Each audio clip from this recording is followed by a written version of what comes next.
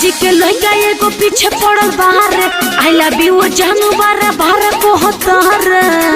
अरे कौन हरे ए साहजी के लइका एगो पीछे पड़ल बाहर आई लव यू जानू बारे को होतर सुनो माने नहीं बात हमर लागे खाई लगते हमर ते ही देना दीदी अरे तारा दीदिया खाते हमार भाई बा सुनो अरे हम ही बनब तोरा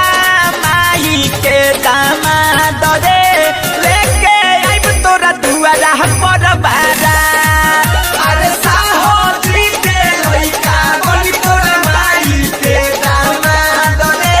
लेके जाई तोरा दुआरा पर बारा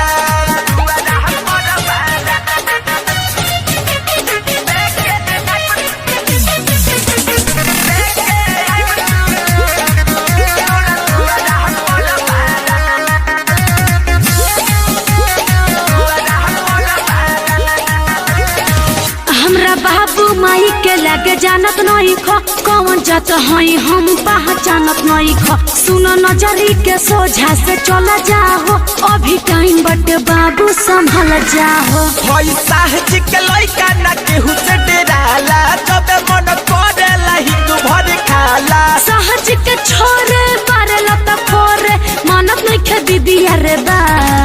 अभी तार मौसी बाकी बाड़िए करे जा अरे हमारे के मालूम तुझे मौसी परी छी है तोर बाबू जिदी है हथावा में हाथ अरे साहजी के लइका बनी तोरा माई के दामाद रे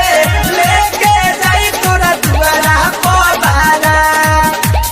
दुआरा पर बारा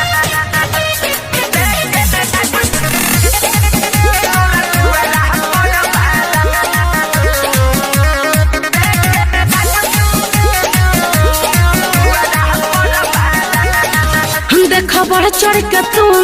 बोला तारा अपना जिंदगी में जहर घोला तारा ए विकास बिसलहरी ऐसे प्यार ना होई कहियो माई बाबू हमर तैयार ना होई अरे हम तू राजी तो का करी है काजी चलेला पूरा साहजी के रंगबाजी प्यार पर दीप सुनो यानी तो दे हाथी बुझा हमरो तू जज्बा अरे जब तू राजी बाड़ू तो जमाना का करी अरे जकरा